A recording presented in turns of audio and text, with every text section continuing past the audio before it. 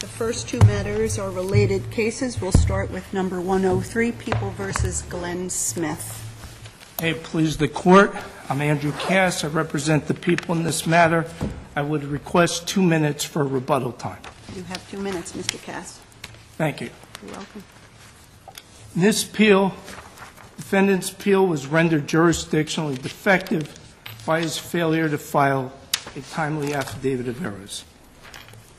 And there's certain flaws in the appellate terms order. The filing here, the required filing of an affidavit of errors, was a jurisdictional, non-waivable defect. Mr. Cass, are there any circumstances under which the appellate court can dispense with the filing of the affidavit of errors? I don't believe so, because in this case, we're dealing with a court that did not have a court stenographer. And therefore, under the statute, under the plain terms of the statute, it was required. Now, there could conceivably be an instance, for example, where an appellate attorney or trial counsel in filing the notice of appeal fails to file a timely affidavit of errors, and then down the line in a separate proceeding, just as we recognize with the failure to file a timely notice of appeal, the defense could move under 460-30 or conceivably under quorum nobis to file a late affidavit of errors.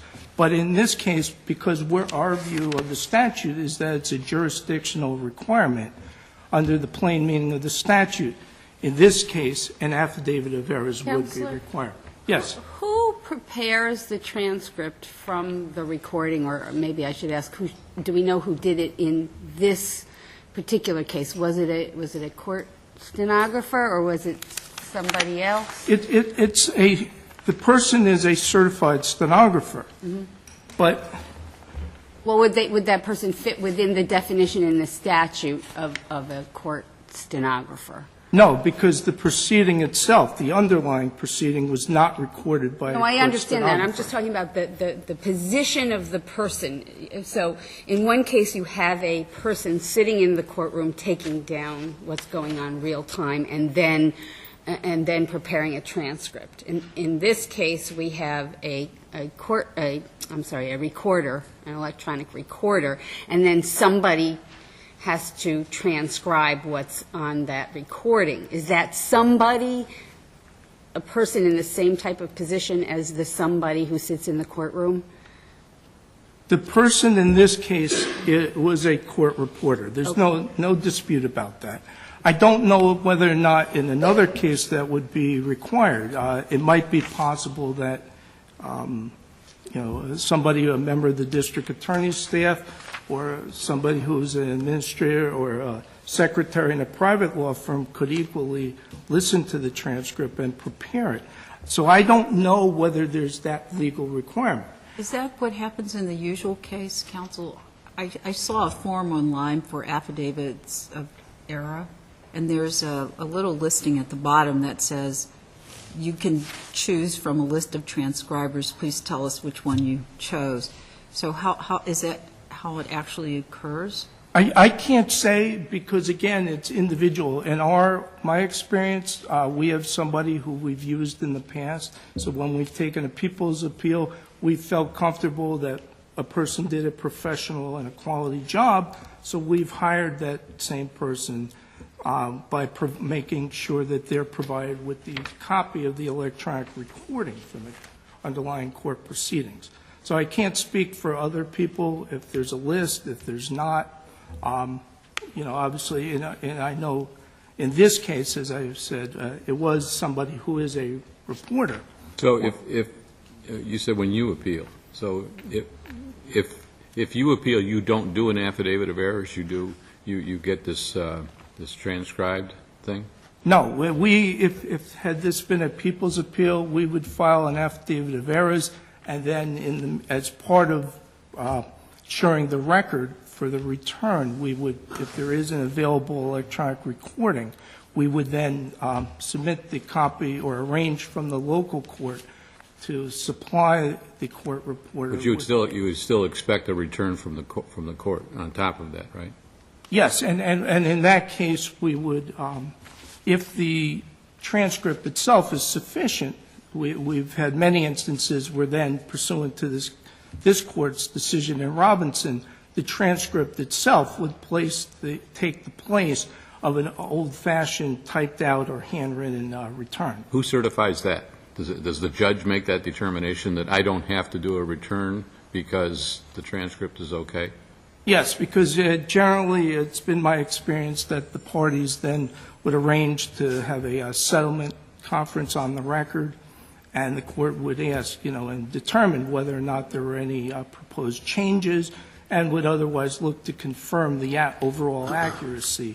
But your position is that the recording is sort of a belt and suspenders thing. It's not necessary, but it can be helpful. But jurisdictionally, you're saying you still need either the court stenographer or the affidavit of errors. Yes, because what we're looking for are two things. One is a bright-line rule, so that in every case there's not a question as how an appellant from a local criminal court order or judgment takes an appeal. I don't think that would be fair to the defense or fair to the people. Right now we have a statute, and it's pretty clear that either you have a courtroom stenographer or you don't. That's the way in which I've always read the statute. Well, if we were to read the statute to also apply where there's an electronic recording that's transcribed in the same manner as if somebody was in the courtroom, couldn't that also be a bright line rule? We are certainly looking for clarity, but I also think that when you look at the statute, what you're then making is essentially a legislative change to the statute, and that's more properly a matter for the legislature. I also believe that there are certain policy things that a legislature would be in a position to better judge, for example, the overall success of having electronic recordings in the court. It seems to be in both the appeals here today that at the beginning of our agenda there's a common theme on the digital versus the court reporter's function in the court. It seems that, in my mind, you have three problems, and they affect defendants differently, but you have the issue of the correction of defects without an affidavit. I don't know how you can do that without an affidavit, forgetting your positions. Secondly, whether or not the appellate term or the appellate division has an accurate record, which is, of course, at the core of the right to appeal, and they have a proper review. And then there's a third question, whether or not the court, the chief judge itself, had authority to actually do this in conflict with the legislative language. But that applies to both cases. But in your case, you have some issues of the deficiency in the court charge and the appellate term, I guess it was, exercise interest of justice jurisdiction. Does that make it any different, that they exercise interest of justice jurisdiction? And it is clear by the record that there were deficiencies in the court charge, so the fundamental purpose of the statute was met.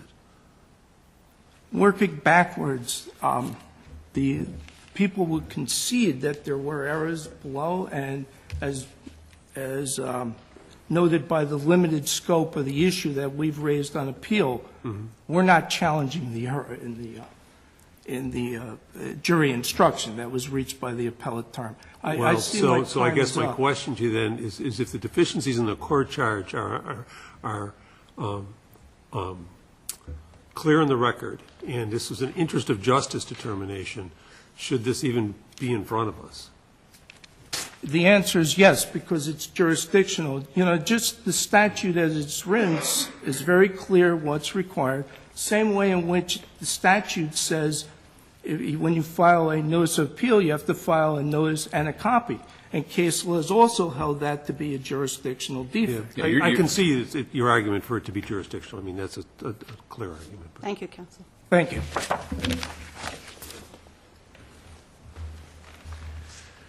Good afternoon. Thank you for the privilege after 39 years of addressing this court.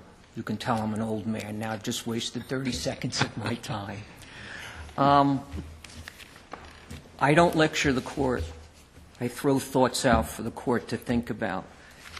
If justice is a truth-seeking process, in my particular case, where I represented a man who was convicted and sentenced to the maximum time, I would think that an electronic transcription would be a better way of ascertaining the truth than me spinning an affidavit of errors and a return by a judge who may have been annoyed with the defendant after doing a trial that he felt should never have been But, counsel, tried. how do we get around that plain statutory language? Judge, there's no doubt must is must. What I suggest to the Court is that you can look at the legislative history. The Commission staff notes of 1970 through 71 appear to refer to the fact that the legislature was considering that there would be an advent and an increase in technology, and that this would be an archaic approach. But That's- how do you, but going back to the Chief Judge's point, don't we only turn to the history if there's some ambiguity in the language, and if the language is plain,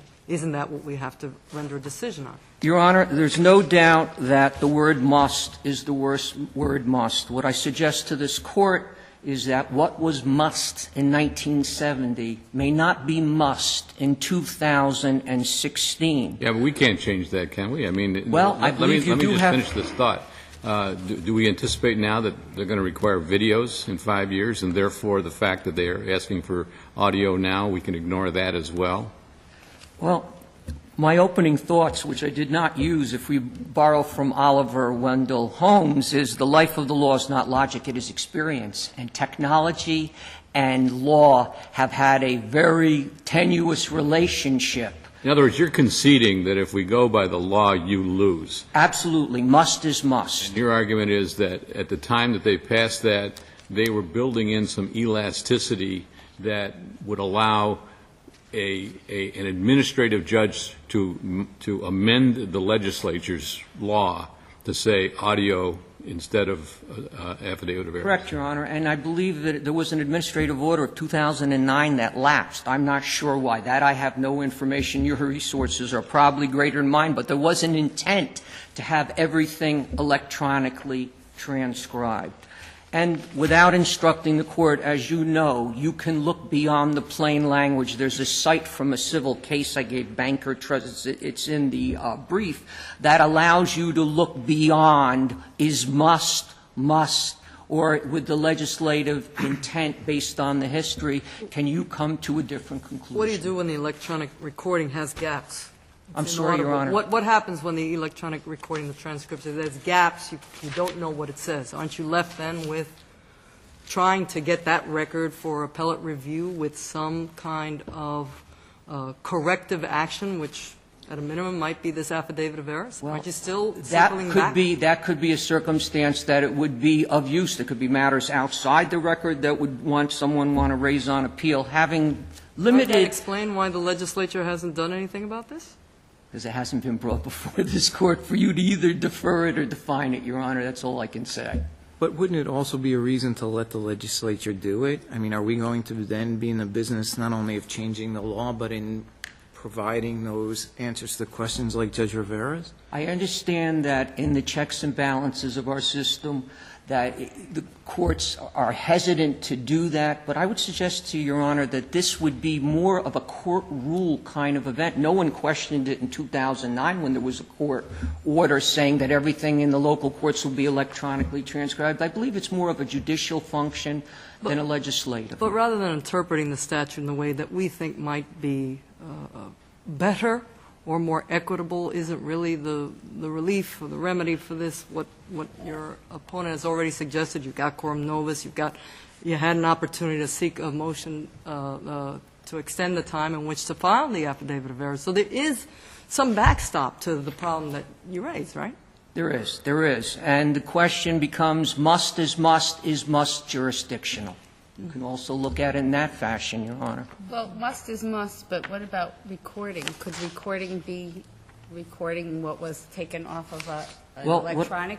What I point out in my brief, Your Honor, is that the statute talks about court stenographers, but within the commission staff notes, they talk about, they've used different words. I'm looking for where there was. I think one is electronic stenographers, and there was another word, if I can find it quickly. Oh, yes.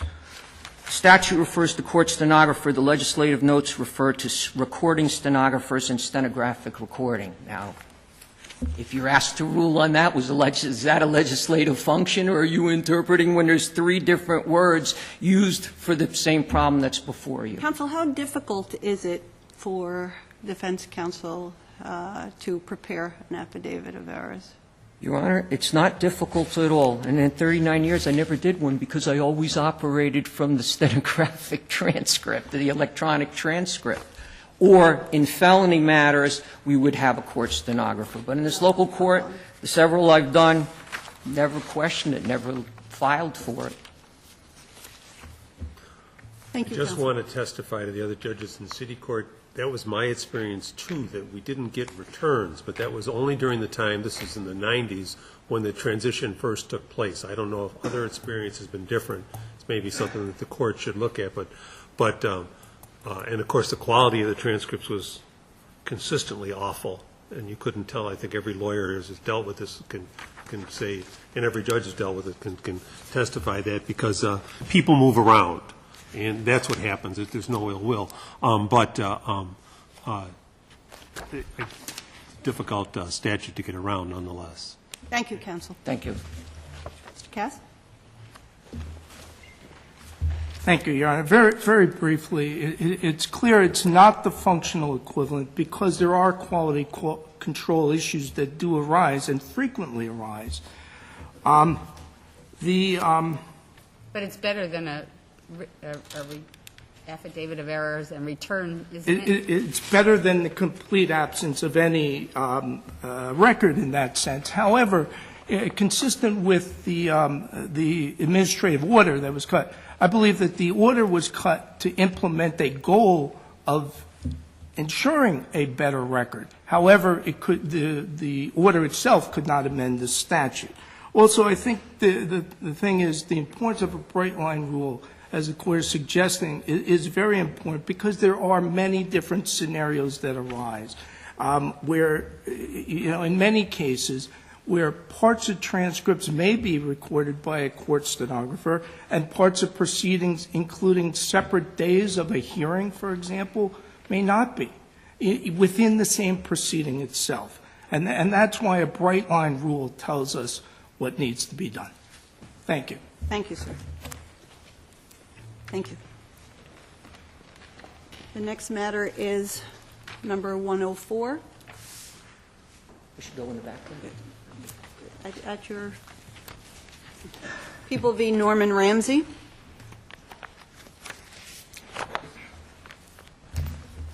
Thank you, Your Honor. May it please the Court, I would like to reserve 2 minutes of time for rebuttal, please. Your appearance for the record, sir? Oh, Robert Greger, on behalf of Mr. Ramsey, I apologize. Thank you. And 2 minutes? If you would, please. You may. Yeah, first, let me begin with just saying, Your Honor, thank you for this amazing opportunity. This is truly an experience for an attorney. And on to business. Counsel on both sides have made, interesting arguments. I'm going to put forth something a little more theoretical, I think, for the Court.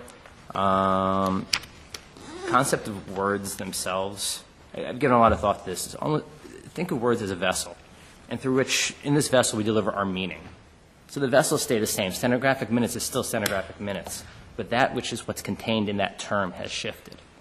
In 1970, 1971, stenographic minutes were the most efficient, most effective, most economical way of delivering. Do you think the Chief Judge of the Office of Court Administration could say, I think we ought to do away with all court stenographers and have electronic from now on? I don't think so, but I think as a practical matter to have a stenographer at every local court. I think I practice a lot in the North Country, Your Honor. In Mariah Town Court, where there's horrible snowfalls and it takes me an hour and a half to get there from Lake George, and I'm one of the only defense attorneys who will drive there, I think, to have a court stenographer at a local court just isn't practical, especially when you have the financial and economic benefits of the electronic recording, imperfect as it is. And why not have an affidavit of errors?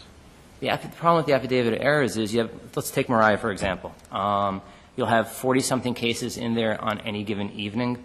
You may have an attorney who doesn't really recall what's going on. You may have an attorney who, if this is just on a regular procedural matter, a public defender is way overburdened.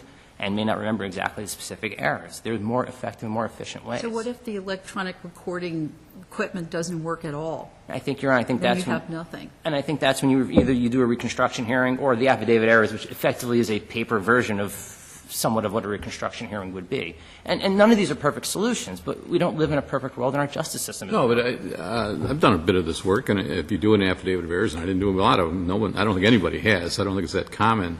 But when you do, you said, as in one case, the charge was inadequate because he didn't advise of thus and so, or the evidence is insufficient, witness didn't show, and then the court responds and you're done. I think the other problem with the affidavit errors, and it's one that, and this isn't an excuse, however, though it is something that we see a lot in the criminal defense world. You have indigent clients, you have overburdened attorneys, and a lot of defenders, trial counsel, don't even know that this section of the statute exists. And it's their own fault, I grant you that. However, I think that raises also a due process issue. I guess I look at it from the other side, and no disrespect, but the other side of this coin is if you have a somewhat more efficient system, which electronic recording is, imperfect again, as it may be, and you have a situation where our goal in the justice system, where due process mandates that we protect these people's rights and the right to a fair trial, the right to actually be heard, and whatever other deficiencies there may have been, why not just go with the electronic and the more efficient means? I guess that's the presumption. The presumption is, I think, and this is the presumption administratively, that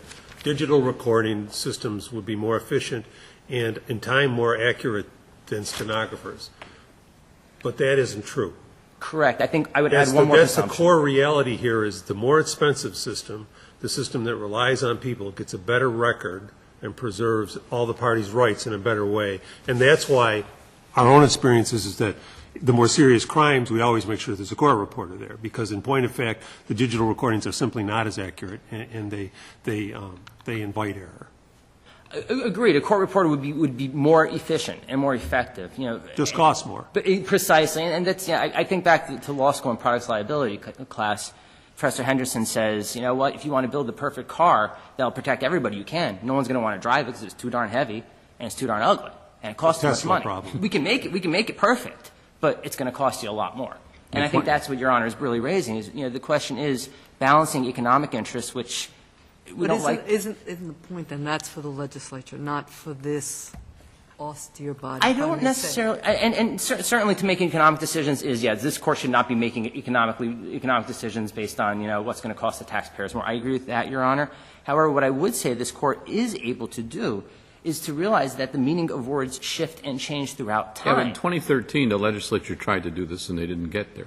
It never came up, though. It never even got out of committee. That's not our problem. I recognize In that. other words, for some reason, the legislature chose not to do it. Respectfully, So Your the- Honor, it may have been why the legislature may not know. So the suggestion that because they didn't do it and it didn't get out of committee, we should undertake that job and amend the law to say that the transcript is okay, seems to me to be ultra-virus. Not at all, Your Honor. I don't see you as amending the law. I see you as just continuing the law. You're interpreting the law.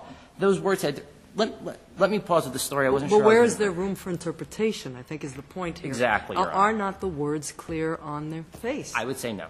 I would argue actually. It's not clear about stenographer. I go back to my old Polish grandmother. Give me a second, Well, Your Honor. before your Polish grandmother gets here,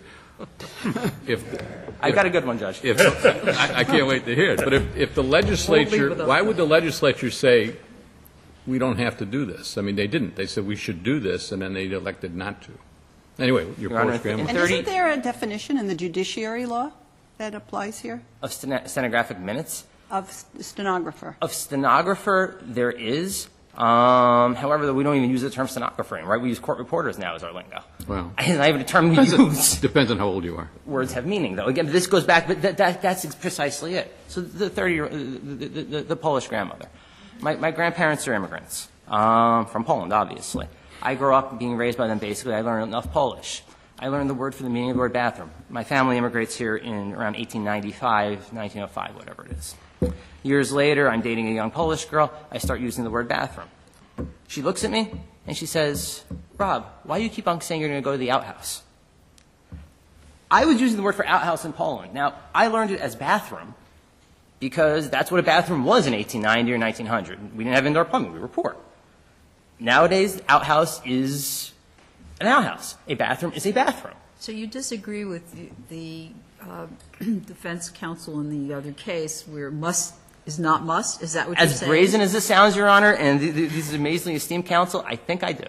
And yes, I do, actually. And I think words are much more fluid, and I see my time is almost up. I see that I see words as much more fluid. I see definition and meaning as much more fluid.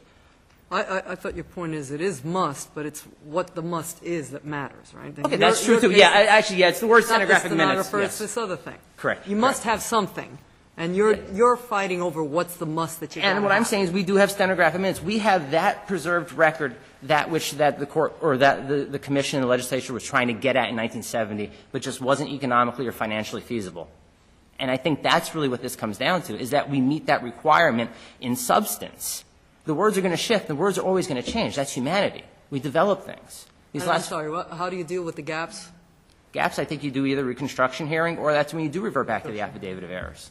I think there are mechanisms in place, again, imperfect as it is, but ours is not. How difficult is the affidavit of errors to prepare? Depends on who prepares it. If it's me preparing it because I wasn't trial counsel and my client had just gotten out of jail and I couldn't find him, impossible. And that was actually what happened here. He'd gotten out of jail. He didn't give a forwarding address. Trial counsel didn't remember the matter of the case.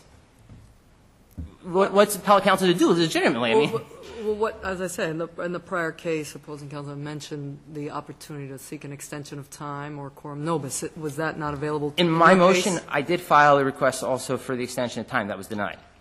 Quorum nobis, we didn't get that far, to be honest. I actually filed and you granted me leave to appeal. So. Thank you, counsel. Thank you.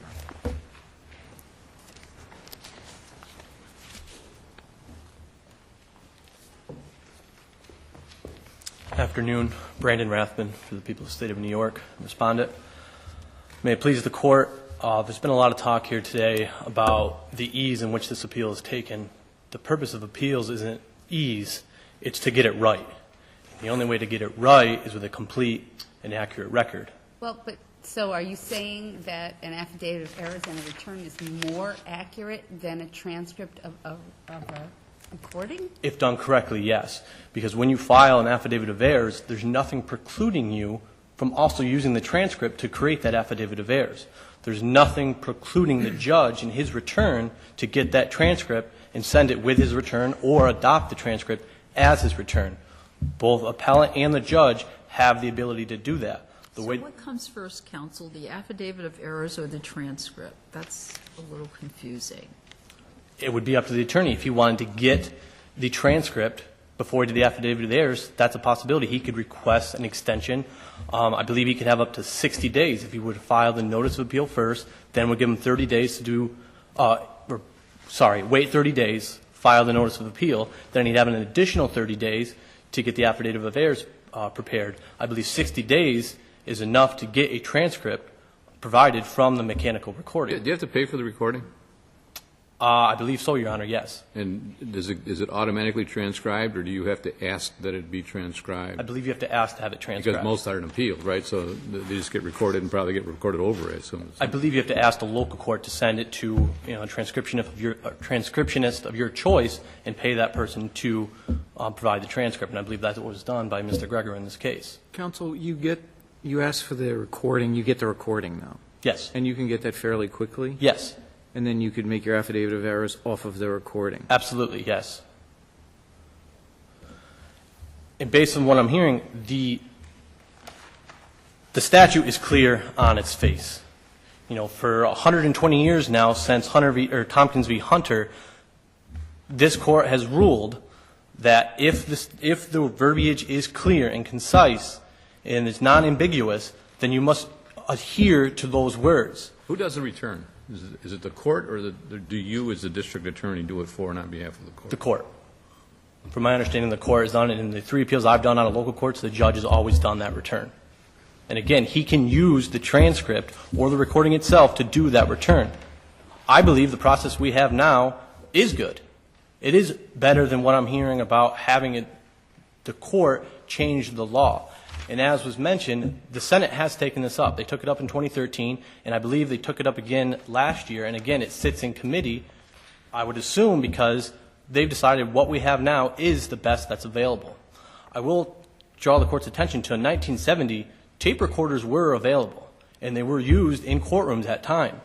Yet the Bartlett Commission and then later the legislature decided not to put anything within the statute that permitted the use of tape recordings and to overcome the need to do an affidavit of heirs. So when you say the process is improved, is that because you're suggesting that the affidavit of errors with the incorporation of the transcription is a better process? Is that what you're arguing? I think it's the best process we have right now, yes. And again, based on the plain language, I don't believe that the terms recorded by court stenographer can be interpreted to mean someone who wasn't there and present, someone who could cut parties off when they're speaking over each other, or when someone answers a question with they can say, I'm sorry, what was that? Instead of someone weeks later listening to a recording, was that or That goes to the question of deficiencies in the recording, and aren't there ways, as have been discussed, that they can be corrected? Yes, they can with reconstruction hearings, but I think it would be best for the court in their return to get that transcript. And if there's, as you can see in our transcript in this matter, replete throughout. If the recording, let's say, well, in this case, there's a question of whether it's missing some important parts, but let's say the recording is otherwise just fine, and then all you need for the return or the reconstruction is that one part that's lacking. Isn't that more efficient and effective? If that's the case, but that's not always the case. All it takes is one time, like we have in this case right here, that shows that it's not always that simple. Now, so I believe we should follow the way the statute is written. And whether someone believes it's fair or not fair, there's a lot of things that are fair and unfair in our system. But we have to work within the rules that I don't think that any of us sitting on this bench would really be anxious to just say, well, the statute says this, and there's no two ways around it, but we're going to change it anyway. I don't think that's what any of us are thinking. The question is whether there's room for interpretation, which, sometimes we do find based on a statute and a change in times and in processes. So why not here? In 2007, this court said in People v. Lido, the plain meaning of a language and a statute must be interpreted in the light and the conditions existing at the time of its passage and construed as the courts would have construed it as soon after its passage. These recordings didn't exist in 1970, so there's no way they could have presumed that recorded by a court stenographer could be a transcribed minutes from a recording that didn't exist in 1970. In Lido, the court ruled that intoxication under 1192 sub 3 of the VTL doesn't include intoxication by drugs, even though I think it's fair to say that many people nowadays would include drugs under the term of intoxication. But when the statute was enacted, intoxication mainly meant inebriated by alcohol. And again, here in 1970, recorded by a court stenographer meant recorded by an individual present in court who is an officer of that court and has taken an oath of office. So I believe, looking at the plain language, again, in 1970, would require this court to leave the statute as it is and interpret it to mean a stenographer present there. About the stenographer and the oath, do you have any additional information about, there's this list of authorized transcribers, as I understand it. Are they court stenographers who are under oath, or do we know that? I do not believe so. I believe it is Section 295 of the Judiciary Law that requires the stenographer shall take complete stenographic notes of each ruling, decision of the presiding judge, and when a trial is by jury, each and every remark, comment of such judge during the trial, when requested to do so by either party, together with each and every exception taken to any such ruling, decision, remark, or comment by or on behalf of any party in the action. A recording can't do that.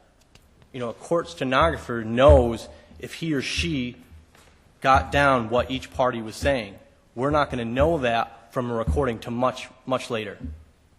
And again, as I mentioned before, a court stenographer who's present in the courtroom can shut people down, like they've done to me several times, slow me down.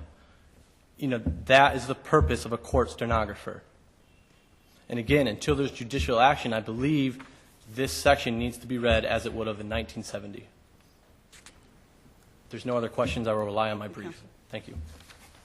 Counsel?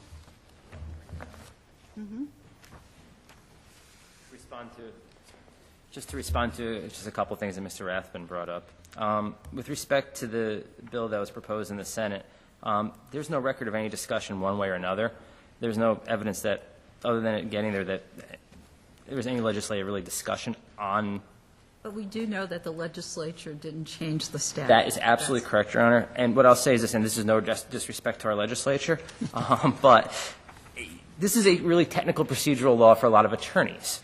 I'm trying to imagine people who aren't of the legal world really finding this at all interesting, issue-bound, or even worth voting on or discussing, especially considering the wide panoply of issues facing the state. Now, again, that's rank speculation. But there was an amendment to the statute which allowed a 30-day time frame for filing the notice or filing the affidavit of errors after the notice of appeal. So it must have been on somebody's radar at some point. Correct, Your Honor, and I haven't seen any real discussion on it either way, and certainly not what was proposed in this legislative statute was effectively what I'm arguing for. So I'm not, in all fairness to Mr. Rathbun, at the same point in time, there's no evidence at all this was ever taken up. And there's, with respect to Mr. Rathbun's comment about the fact that tape recorders were available in the 70s, anybody who's from, who remembers growing up with a tape recorder, that hissing, loud noise, digital quality has far surpassed anything. Again, not perfect, not a perfect But world. even assuming that, am I correct in saying that the core of your argument is the functional equivalent argument? That Absolutely. That's the core of your argument? Absolutely, Your Honor, yes. Okay. And that is all I have unless the Court has something for me. Thank you, counsel. Thank you.